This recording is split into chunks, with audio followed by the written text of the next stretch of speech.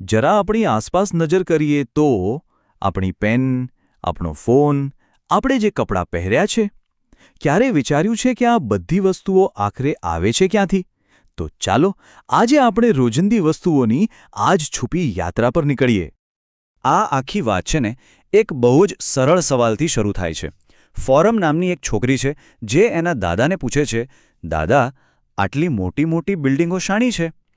અને સાચું કહું તો આ સવાલ કદાચ આપણા બધાના મનમાં ક્યારેક ને ક્યારેક તો આવ્યો જ હશે, ખરું ને? તો ચાલો ફોરમના આ સવાલને થોડો વધારે મોટો કરીએ. અત્યારે હાથમાં જે પેન્સિલ કે ફોન છે, જે ખુરશી પર આપણે બેઠા છીએ, વિચાર કરો આ બધું આવ્યું ક્યાંથી હશે? કારણ કે દરેક વસ્તુની પાછળ એક આખી કહાણી છુપાયેલી હોય છે. અને ફોરમના એ સવાલનો જવાબ છે ઉદ્યોગ. હા, ઇન્ડસ્ટ્રી. આપણે આ શબ્દ તો કેટલીય વાર સાંભળ્યો છે, પણ એનો સાચો મતલબ શું? ચાલો આજે સમજીએ કે આખરે ઉદ્યોગ છે શું અને એ કાચા માલને આપણી કામની વસ્તુઓમાં કેવી રીતે ફેરવે છે.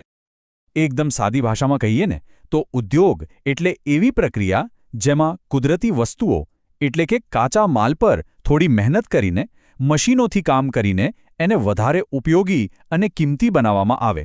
જેમ કે જંગલમાંથી લાકડું લાવીને એમાંથી સરસ મજાનું ફર્નિચર બનાવવું. બસ આ જ છે ઉદ્યોગ. પણ જુઓ, ઉદ્યોગની દુનિયા કંઈ નાની સૂની નથી. એ બહુ જ વિશાળ છે. એટલે એને બરાબર સમજવા માટે એને અલગ અલગ કેટેગરીમાં વહેંચવી પડે. તો ચાલો જોઈએ કે આ ઉદ્યોગોને આપણે કઈ રીતે વર્ગીકૃત કરી શકીએ. આ બધાને સમજવાનો સૌથી સહેલો રસ્તો છે એને 4 મુખ્ય ભાગમાં વહેંચી દેવાનો. પહેલું, કુદરતી સંસાધનોના આધારે. બીજું, એના કદ એટલે કે સાઇઝના આધારે. ત્રીજું, એમાં કયો કાચો માલ વપરાય છે એના આધારે. અને ચોથું, એનો માલિક કોણ છે એના આધારે. ચાલો ફટાફટ આ ચારેયને સમજી લઈએ. તો સૌથી પહેલો પ્રકાર છે કુદરતી સંસાધનો પર આધારિત ઉદ્યોગો. આ એવા ઉદ્યોગો છે જે સીધા જ કુદરતમાંથી પોતાની જરૂરિયાતની વસ્તુઓ મેળવે છે, જેમ કે ખેતીવાડી, પશુપાલન કે પછી માછલી પકડવાનો ઉદ્યોગ. આ બધા એમાં જ આવે. પછી આવે છે કદના આધારે વર્ગીકરણ. એટલે કે કોઈ ઉદ્યોગ કેટલો મોટો છે. આમાં ઘરમાં બેસીને પાપડ બનાવવા જેવા નાના ગૃહ ઉદ્યોગ પણ આવે અને બીજી બાજુ હજારો લોકો કામ કરતા હોય એવી મોટી મોટી ફેક્ટરીઓ પણ આવે. ત્રીજો પ્રકાર છે કાચા માલના આધારે. મતલબ ઉદ્યોગમાં મુખ્ય વસ્તુ કઈ વપરાય છે. જો ખેતીની પેદાશ વપરાતી હોય જેમ કે કપાસમાંથી કાપડ, તો એ કૃષિ આધારિત કહેવાય. જો જમીનમાંથી નીકળતી ખનિજ વપરાતી હોય જેમ કે લોખંડ, તો એ ખનિજ આધારિત. અને જો દરિયાઈ જીવોમાંથી કંઈ બનતું હોય તો એ સમુદ્ર આધારિત. એકદમ સીધું છે. અને છેલ્લો ચોથો પ્રકાર છે માલિકીના આધારે. બહુ સિમ્પલ છે. ઉદ્યોગનો માલિક કોણ છે?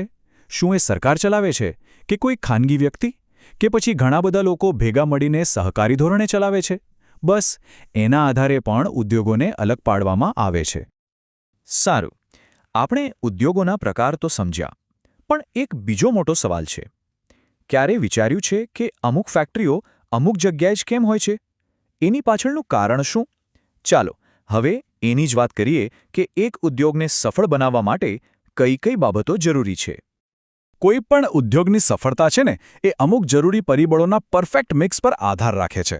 જેમ કે કાચો માલ સહેલાઈથી મળે છે કે નહીં, વીજળી પાણી એટલે કે ઊર્જા છે કે નહીં, પૈસા એટલે કે મૂડી, માલ લાવવા લઈ જવા માટે ટ્રાન્સપોર્ટ, આ બધું જ્યાં બરાબર ગોઠવાય ત્યાં જ ઉદ્યોગ ધમધમે છે.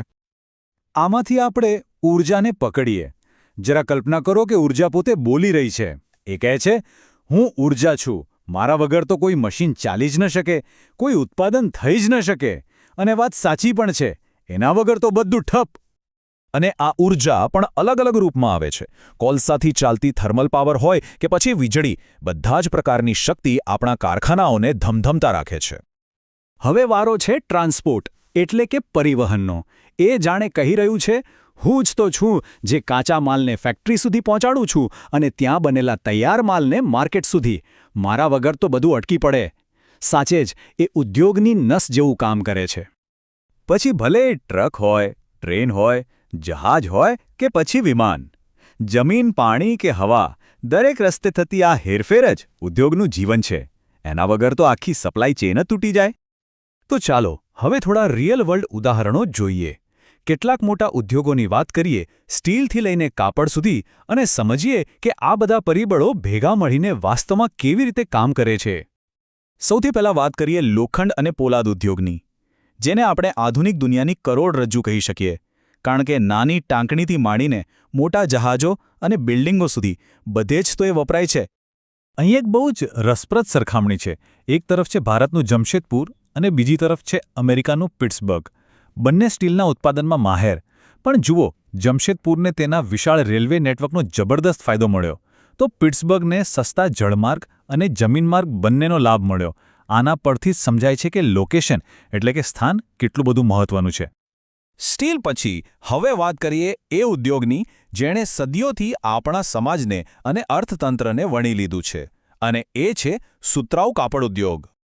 અને આ ઉદ્યોગમાં વર્ષ 1854 ભારત માટે એક સીમાચિહ્નરૂપ સાબિત થયો. કેમ? કારણ કે આ જ વર્ષે મુંબઈમાં દેશની પહેલી સફળ આધુનિક સુતરાઉ કાપડની મિલ શરૂ થઈ, અને બસ ત્યાંથી એક નવા જ યુગનો પ્રારંભ થયો. અને ફરી એકવાર લોકેશનની જાદુગરી જુઓ. એક તરફ છે આપણું અમદાવાદ, જેને પૂર્વનું માન્ચેસ્ટર પણ કહેવાય છે. અહીંની આબોહવા કપાસ માટે એકદમ અનુકૂળ હતી. તો બીજી તરફ છે જાપાનનું ઓસાકા. એને ત્યાંની યોડો નદી, વિશાળ મેદાનો અને મોટા બંદરનો ખૂબ ફાયદો મળ્યો. તો આ આખી વાતનો સાર શું છે? ચાલો ફટાફટ જોઈ લઈએ. પહેલું, ઉદ્યોગ કાચા માલને આપણી રોજિંદી વપરાશની વસ્તુઓમાં ફેરવે છે. બીજું, આપણે એને સંસાધનો, કદ, કાચો માલ અને માલિકીના આધારે અલગ અલગ ભાગમાં વહેંચી શકીએ છીએ. અને ત્રીજું, અને સૌથી મહત્વનું, કોઈપણ ઉદ્યોગની સફળતા માટે લોકેશન એટલે કે ઊર્જા, મૂડી અને ટ્રાન્સપોર્ટ જેવી સગવડો બહુ જ જરૂરી છે. તો બસ, હવે પછી જ્યારે પણ કોઈ પેન્સિલ હાથમાં લો ત્યારે એક ક્ષણ માટે વિચારજો એની પાછળની છુપી યાત્રા વિશે.